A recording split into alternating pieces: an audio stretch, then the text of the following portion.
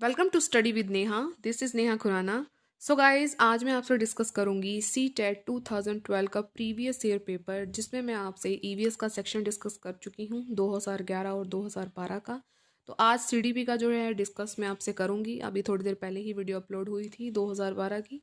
तो वीडियो को स्टार्ट करते हैं, और ज़रा सा भी आपको अच्छा लगे तो प्लीज़ लास्ट में लाइक शेयर एंड सब्सक्राइब ज़रूर करके जाइएगा। तो चलिए गाइस, आज की वीडियो में अपनी शुरू करते हैं।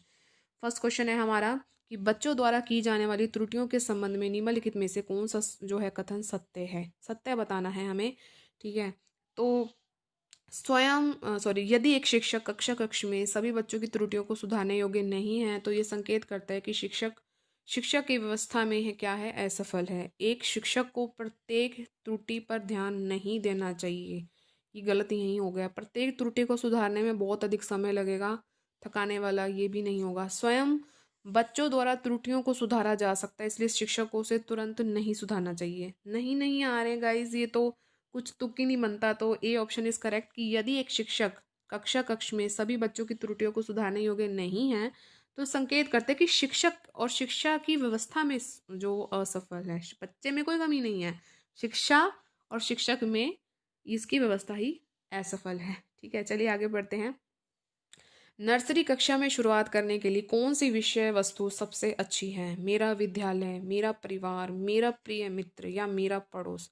तो गाइस, सबसे बढ़िया तो मेरा परिवार ही होगा, क्योंकि बच्चा सबसे पहले अपने परिवार से ही अंत्यक्रिया करता है, उसके बाद वो विद्यालय आता है, और पास पड़ोस में भी वो जाता है। परिवार के बाद पड़ोस में जाता है, फिर विद्यालय आता है, फिर वहाँ पर उसके मित्र बनते हैं। चलिए आगे बढ़ते हैं फटाफट। प्राथमिक कक्षा में सकारात्मक वातावरण निर्मित करने के लिए शिक्षक को विभेद नहीं करना चाहिए, और प्रत्येक बच्चे के लिए समान लक्ष्य जो है सुनिश्चित करने चाहिए।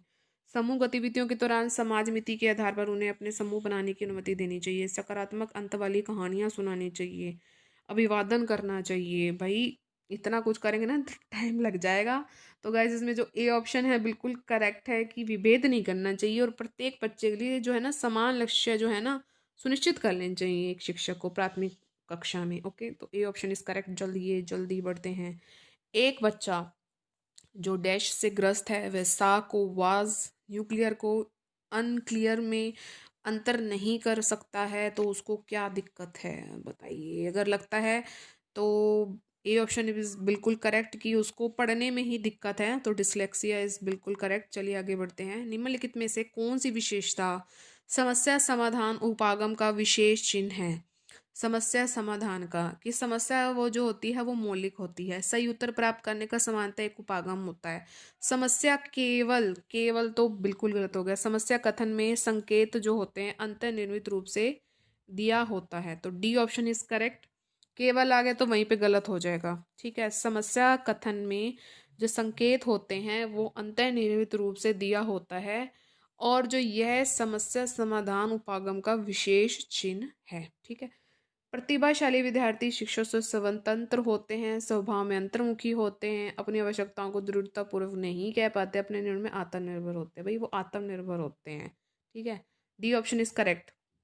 चिंतन के सूचना प्रकरण सिद्धांत में निम्नलिखित चरण आते हैं: प्रतिक्रिया, क्रियान्वयन, वन्य या प्रतिक्रिया, चयन या शेयरीकरण या पूर्व प्रकरण। क्या हो सकता है इसमें? इन चरणों का हमने सही क्रम बताना है कि क्या से होगा चिंतन का सूचना प्रकरण सिद्धांत। ठीक है, तो सबसे पहले तो हम जो करेंगे वो करेंगे हम पूर्व प्रकरण करेंगे, उसके बाद हम उसकी श्रेणी करेंगे, उसको डिवाइड करेंगे, उसके बाद हम उसकी प्रतिक्रिया करेंगे कि उसका चयन करेंगे कैसे हम उस पर क्रिया करें, फिर जब वो काम हो जाएगा तो उसको उसके ऊपर क्रिया कर देंगे। तो डी ऑप्शन इज करेक्ट। बिल्कुल आसान क्वेश्चन। चलिए आगे बढ़ते हैं। सीखने संबंधी नियोगिताएं सामान्यतः औसत से श्रेष्ठ बुद्धि वाले बालकों में पाई जाती हैं। लड़कियों की तुलना में अधिकतर लड़कों में पाई जाती है। अधिकतर उन बच्चों में पाई जाती है जो शहरी क्षेत्रों की अपेक्षा ग्रामीण क्षेत्रों से संबंध रखते हैं।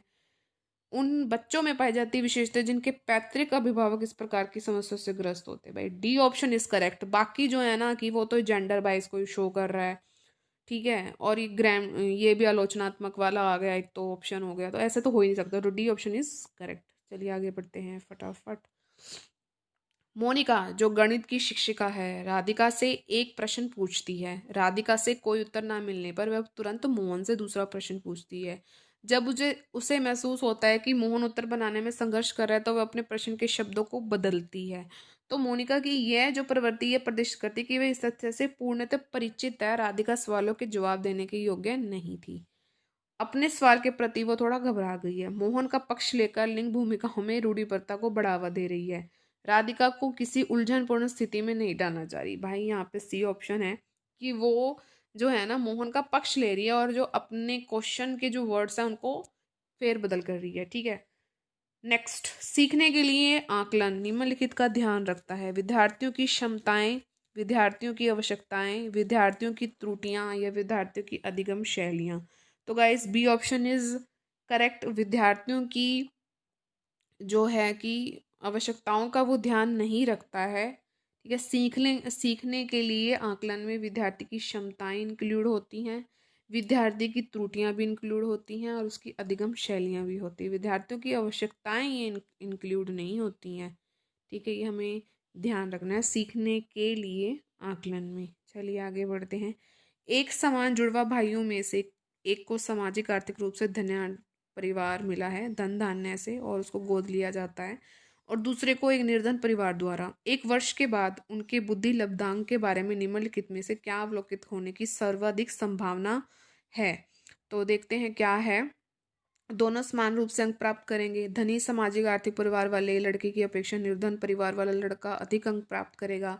सामाजिक आर्थिक स्तर बुद्धि लब्धांक को प्रभावित नहीं करता है, या निर्धन परिवार वाले लड़के की अपेक्षा धनी सामाजिक आर्थिक वाला लड़का अधिक अंक प्राप्त करेगा। भाई सी है। ये ऐसा कुछ नहीं है कि वो ऊंचे खानदान में गया है तो उसका स्तर बहुत बढ़िया होगा, नीचे खानदान वाले का नहीं हो, ऐसा कुछ नहीं होता। सामाजिक आर्थिक स्तर जो होता है गाइज वो कहीं से भी बुद्धि लब्धांक को क्या प्रभावित नहीं करता। तो सी ऑप्शन इज करेक्ट। चलिए आगे बढ़ते हैं। कौन सा सूक्ष्म गतिक कौशल का उदाहरण है। सूक्ष्म गतिक कौशल, दौड़ना, लिखना, चढ़ना, फुदकना। तो बी ऑप्शन इज करेक्ट, लिखना है। ठीक है। और ये बिल्कुल सूक्ष्म है, बिल्कुल छोटा सा ही हम गति कौशल करते हैं। बाकी दौड़ना इसमें भी बहुत फोर्स लगता है, चढ़ने में भी, फुदकने में भी। ओके चलिए आगे बढ़ते हैं। वाइगोस्की के सिद्धांत का निहितार्थ है कि प्रत्येक विद्यार्थी को व्यक्तिगत रूप से दत्त कार्य देना, प्रारंभिक व्याख्या के बाद कठिन सवालों को हल करने के लिए बच्चे की सहायता ना करना, उन बच्चों की संगति में श्रेष्ठतम रूप से सीख सकते हैं जिनका बुद्धि लब्धांक से कम होता है, या सहयोगात्मक समस्या समाधान। तो गाइज ये तो वाइगोस्की जी जो है ना ये तो सहयोग को बहुत बढ़ावा देते हैं। तो डी ऑप्शन इज करेक्ट, सहयोगात्मक समस्या समाधान इसका राइट ऑप्शन है। इसको थोड़ा सा पढ़ लेते हैं। वाइगोस्की के अनुसार जो ज्ञान होता है वो बाह्य वातावरण में स्थित तथा सहयोगी होता है। अर्थात ज्ञान विभिन्न व्यक्ति और वातावरण जैसे वस्तुओं, औजारों, किताबों, मानवीय निर्माताओं तथा समुदाय जिसमें व्यक्ति रहता है उसमें वितरित होता है। यह सिद्धांत सुझाता है कि दूसरों के साथ अंत्यक्रिया करें, सहयोगात्मक क्रियाएं करें, और जिससे कि जो प्रक्रिया होगी वो गुणात्मक रूप से आपको प्राप्त होगी। ओके। किशोर डैश का अनुभव कर सकते हैं। दुश्चिंतता और स्वयं से सरोकार, बचपन में किए अपराधों के प्रति डर के भाव, आत्म सिद्धि के भाव, या जीवन के बारे में पर तृप्ति के भाव। तो गाइज वो ए ऑप्शन इज करेक्ट, दुश्चिंता और स्वयं से सरोकार का अनुभव करते हैं। ठीक है चलिए आगे बढ़ते हैं। शारीरिक रूप से सक्षम बालकों को सामान्यतः डैश होता है। डिसकैलकुलिया तो हो गया गणित से होगा, डिसग्राफ हो गया लेखन से, डिसलेक्सिया हो गया पठन से, तो डिस्थीमिया होगा शारीरिक रूप से। ए ऑप्शन इज सॉरी, शारीरिक रूप से सक्षम बच्चों को सामान्यतः, ये गलत दे रखा है, नो डिस्ग्राफिया, और डिस्ग्राफिया होता है लिखने से होता है। Damn sure A option is correct. ठीक है। चलिए आगे बढ़ते हैं। आर्शिक पूर्ण बलन तत्व पूर्ण बलन की अपेक्षा जो है कम प्रभावित होता है, वास्तविक कक्ष में नियुक्त नहीं किया जा सकता है, पशुओं को प्रशिक्षित करने में सर्वाधिक कार्य करता है, तत्व पूर्ण बलन की अपेक्षा जो है अधिक प्रभावी होता है। D option is correct. चलिए आगे बढ़ते हैं। एक सशक्त विद्यालय अपने शिक्षकों में निम्नलिखित योग्यताओं में से किसे सर्वाधिक बढ़ावा देगा। अनुशासित स्वभाव को, प्रतिस्पर्धात्मक अभिवृत्ति को, परीक्षण करने की प्रवृत्ति को, या स्मृति को। तो गाइज ये जो बढ़ावा देगा वो प्रतिस्पर्धात्मक यानी कि कंपटीशन को बहुत ज़्यादा वो बढ़ावा देगा। ठीक है बी ऑप्शन इज करेक्ट। चलिए आगे बढ़ते हैं फटाफट। निम्नलिखित में से अंतः विषय अनुदेशन का सर्वोत्कृष्ट लाभ क्या होगा? पाठ्य योजना बनाने और गतिविधियों में शिक्षकों को अधिक लचीलेपन की अनुमति होती है। विद्यार्थियों को सीखे गए ज्ञान का बहु संदर्भों में अनुप्रयोग करने और सामान्यीकृत करने के लिए अवसर दिए जाते हैं। प्रकरणों की विविधता जिन्हें परंपरागत पाठ्यचर्या में संबोधित किए जाने की आवश्यकता होती है और शिक्षकों के अभिभूत होने की कम संभावना होती है। विद्यार्थियों में विभिन्न विषय क्षेत्रों के विशेष प्रकरणों के प्रति नापसंदगी या गया कम संभावना नहीं।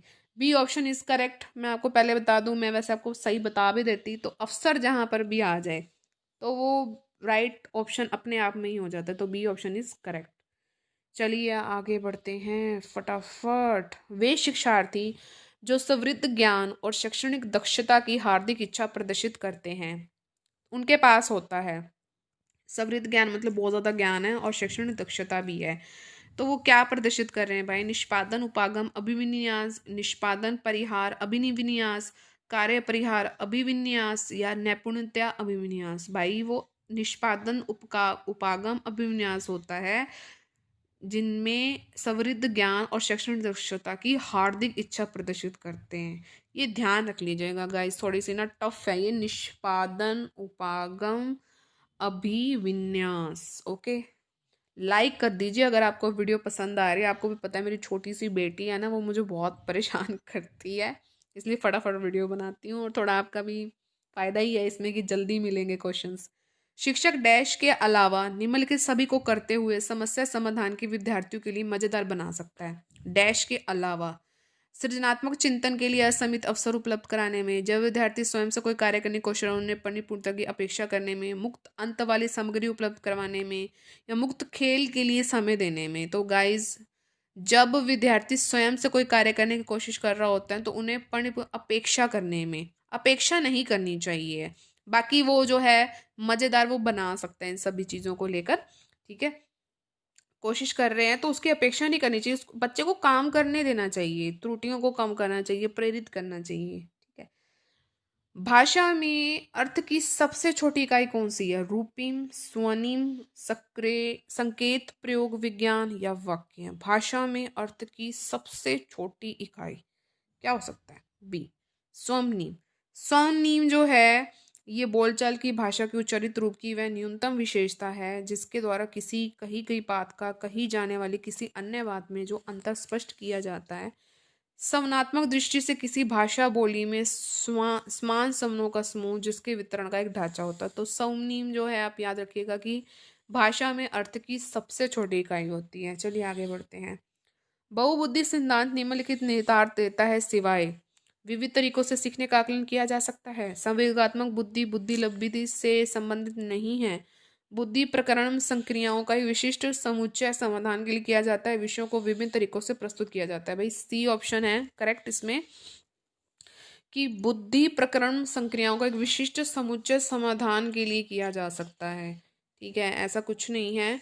बहुबुद्धि सिद्धांत के अंतर्गत विविध तरीकों से सीखने का आकलन किया जा सकता है क्योंकि बहुबुद्धि है भाई, विविध तरीके तो होंगे और ये किसी उससे भी नहीं है, मतलब संवेगात्मक बुद्धि लब्धि से भी नहीं है।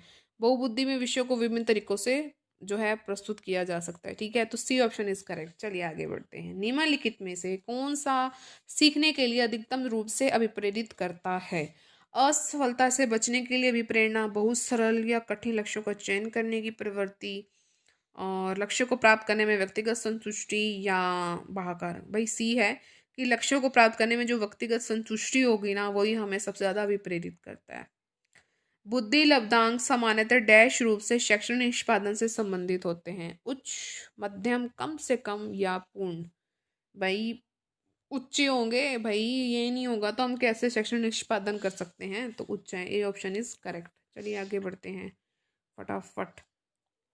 16 वर्षीय बच्चा बुद्धि लब्धि परीक्षण में 75 अंक प्राप्त करता है, उसकी मानसिक आयु कितनी होगी? तो भाई उसकी जो मानसिक आयु होगी वो सी, मतलब 12 ऑप्शन, जो 12 जो होगा उसकी जो मानसिक आयु होगी वो 12 वर्ष होगी। तो सी ऑप्शन बिल्कुल करेक्ट है। IQ जो है इसका एक फॉर्मूला है गाइस, MA/CA × 100। MA मतलब मानसिक, मानसिक, सीम मतलब वास्तविक आयु। अगर आपको ये ऊपर का याद है तो नीचे का तो आप मतलब है ही है। इसमें IQ आपको 75 दिया हुआ है और CA मतलब क्रॉनिकल एज आपको दी हुई है।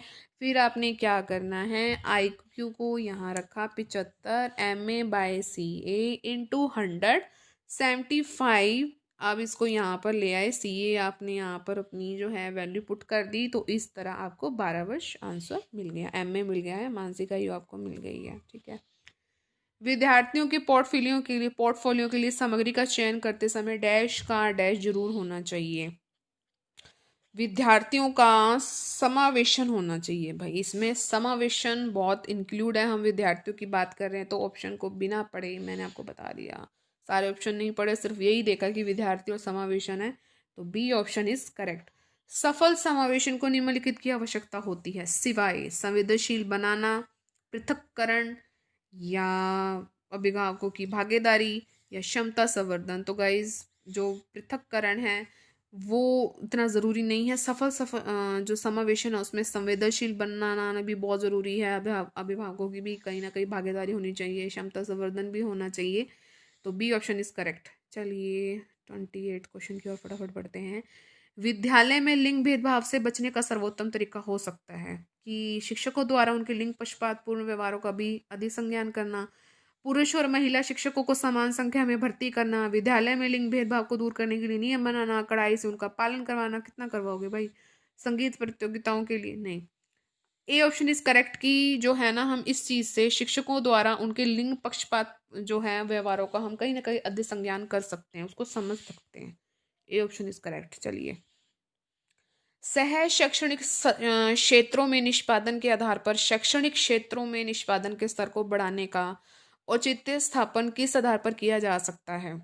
यह हाथ से किए जाने वाले श्रम के प्रति सम्मान विकसित करता है, व्यक्तिगत विभिन्नताओं को संतुष्ट करता है, हाशिएकृत विद्यार्थियों के लिए प्रतिपूरक भेदभाव की नीति का अनुगमन करता है, ये सार्वभौमिक धारण को सुनिश्चित करता है। तो भाई ये व्यक्तिगत विभिन्नताओं को संतुष्ट करता है कहीं ना कहीं। ठीक है, तो बी ऑप्शन इसमें करेक्ट है। लास्ट क्वेश्चन हमारा 17 मिनट की वीडियो होगी, उससे ऊपर की होगी है।